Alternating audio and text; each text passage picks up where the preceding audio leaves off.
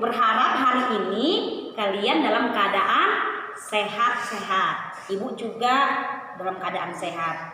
Ibu juga sampai hari ini masih stay at home. Anak-anak ibu juga ibu harapkan tetap stay at home. Nah, hari ini ibu akan menyampaikan materi pembelajaran kita. Walaupun kita jauh, walaupun kita tidak berjumpa, tapi hari ini ibu memberikan video materi pembelajaran kita tentang redox. Nah, reaksi redox itu sudah pernah terjadi di dalam kehidupan kita sehari-hari. Namun, kita nggak tahu apakah itu reaksi redox, reaksi reduksi dan oksidasi. Nggak tahu kita. Apa contohnya? Apakah contohnya? Salah satunya besi berkarat. Nah, pernah lihat besi berkarat? Ya, pastilah pernah lihat besi berkarat ya anak-anak ibu. Nah, besi berkarat itu salah satu contoh dari reaksi oksidasi atau redox. Yang kedua, pernah makan apel? Ya, pernah. Walaupun sesekali, nggak terus. Nah, ketika kita membelah apel, memotong apel, nah kita biarkan dulu beberapa menit. Apa yang terjadi? Terjadi perubahan warna. Nah, perubahan warna tersebutlah yang bisa timbul pertanyaan kalau reaksi tersebut adalah reaksi redox. Baiklah, apa dalam materi ini apakah reaksi redox? Nah, sebelum ke reaksi redox, ada juga contoh reaksi redox dalam kehidupan kita sehari-hari. Contohnya adalah reaksi penuaan di dalam hidup kita. Ya, apa contohnya? Terjadinya kulit keriput, terjadinya kulit hitam-hitam atau flek-flek hitam. Itu akibat reaksi oksidasi di dalam tubuh kita. Apalagi penuaan, yaitu atau penurunan daya tahan tubuh. Contohnya adanya atau timbulnya penyakit-penyakit di dalam tubuh kita. Ada penyakit ginjal, penyakit paru-paru, itu diakibatkan atau itu ada reaksi redox di dalam tubuh kita. Baiklah, untuk mempersingkat materi kita mau mempelajari tentang reaksi reduksi oksidasi atau reaksi redox. Nah, apa itu reaksi redox? Yang pertama, reaksi menangkap dan melepas oksigen. Yang kedua, reaksi melepas dan menangkap elektron. Yang ketiga, reaksi turun dan naiknya bilangan oksidasi. Nah, baiklah. Di sini kita akan mempelajari tentang bilox atau bilangan oksidasi. Apa itu bilangan oksidasi? Bilox singkatannya enak, yaitu muatan unsur dalam keadaan bebas. Nah, kalau keadaan bebas bagaimana dia? Bisa naik, bisa turun. Bisa juga kalau bebas, bagaimana kalau pergaulan bebas? Pergaulan bebas itu bagaimana? Nilainya bisa kita kasih nilainya sama dengan 0. Oke. Sekarang untuk menentukan bilangan oksidasi ini ada 7 aturannya ya nak. Lihat. Nah, di buku kita sebenarnya ada nak, tapi nggak apa-apa lah, ibu tuliskan. Yang pertama ada 7 ya, boleh dibaca. Yang penting di sini unsur bebas mempunyai bilangan oksidasi sama dengan 0.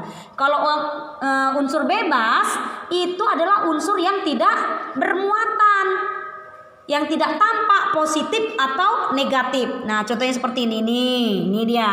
Ini kan unsur yang bermuatan kan? Iya, oke. Jadi berapa bilangan oksidasinya? Sama dengan 0. Oke. Sekarang yang kedua, bilangan oksidasi unsur logam bertanda positif. Contohnya golongan 1A. Golongan 1A ini apa aja? Litium, Li, Na, kalium, Rb, cesium, Cs. Nah, bilangan oksidasi golongan 1A sesuai dengan golongannya, yaitu positif 1. Demikian juga dengan golongan 2A. Oke, sekarang kita ke aturan ketiga.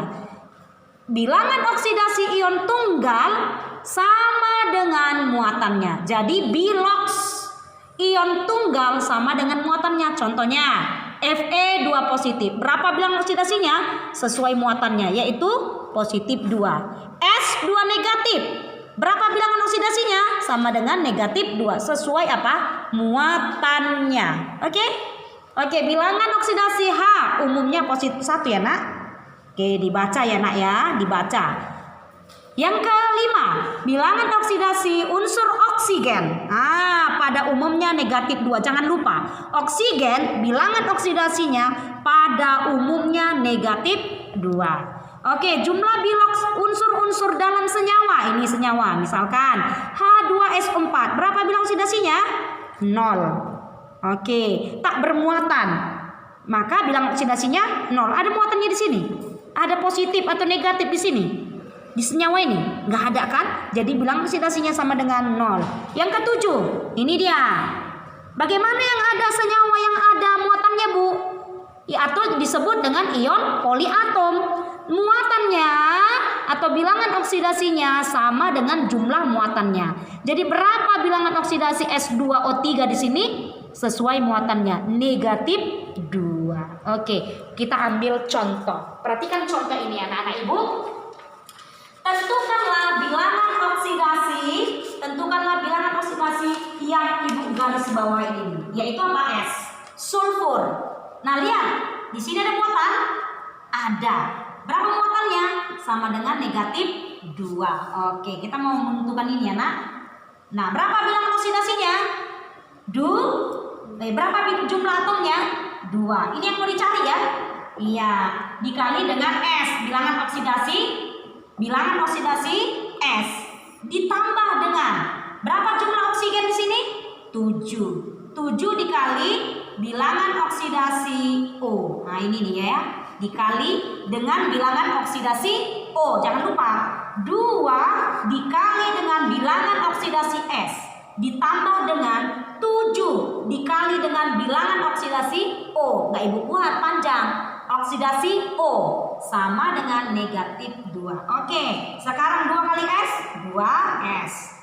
Ditambah dengan 7. Berapa bilangan oksidasi oksigen? Negatif 2. Oke, sama dengan negatif 2. Ingat ya, pada umumnya bilangan oksidasi unsur O sama dengan negatif 2. Oke, kita hitung. 2S. Ini yang mau dicari enak. Tambah 7 dikali negatif 2 berapa?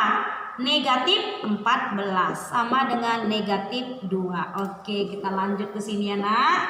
Ini 2S sama dengan, loh kok sama dengan? Iya, ini pindah. Kalau pindah ini berubah tanda.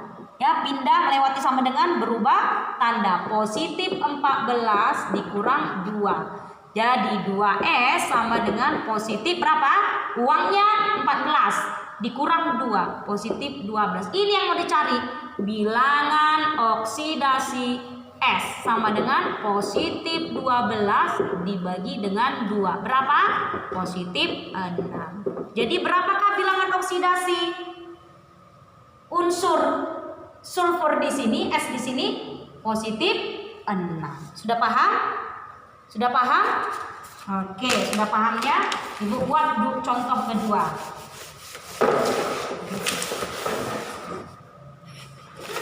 Ya, jatuh ya, karena cantolannya dihilangkan anak Ibu. Tak kemana dibuatnya. Jadi apa ya nak? Oke, masuk kita ke soal nomor 2. Contoh soal nomor 2. C atau apa lagi ya? CH4. Kita mau menentukan unsur, ya menentukan bilangan oksidasi karbon C. Nah, lihat di sini senyawanya ini ada muatan?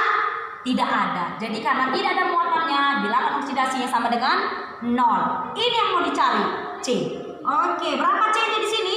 Nggak nampak. 1 dikali bilangan oksidasi unsur C ditambah dengan ini kan kawannya cuma 2 unsurnya. Nih ditambah 4 dikali dengan bilangan oksidasi unsur H sama dengan 0. Oke, ini yang mau dicari. 1 kali C ditambah dengan 4. Nah, 4. Berapa bilangan oksidasi H di aturan? Coba lihat. Positif 1 sama dengan 0. Oke, C tambah dengan 4 dikali positif 1, positif 4 sama dengan 0. Jadi C sama dengan, ini pindahkan ke ruas kanan ya nak. Oke, berapa? Berubah tanda negatif 4. Jadi bilangan oksidasi unsur C pada senyawa CH4 adalah negatif 4. Oke, sekarang coba kita perhatikan ibu memberikan tugas. Ada 4 tugasnya nak. Yang pertama, Fe2O3. Perhatikan, Fe2O3 ada ininya, muatannya? Tidak. Jadi nanti ini sama dengan 0 ya nak. Yang dicari adalah Fe. Yang kedua juga seperti itu. Ini ada muatannya? Ada. Maka ini nanti sama dengan negatif 2. Ini ada muatannya? Tidak. Nanti ini sama dengan 0. Ini ada muatannya? Ada. Sama dengan negatif 1. Yang dicari apa? Hitunglah bilangan oksidasi dari unsur yang digaris bawahin. Ini garis bawahin ya nak. Ini yang dicari bilangan oksidasinya. Oke. Sudah?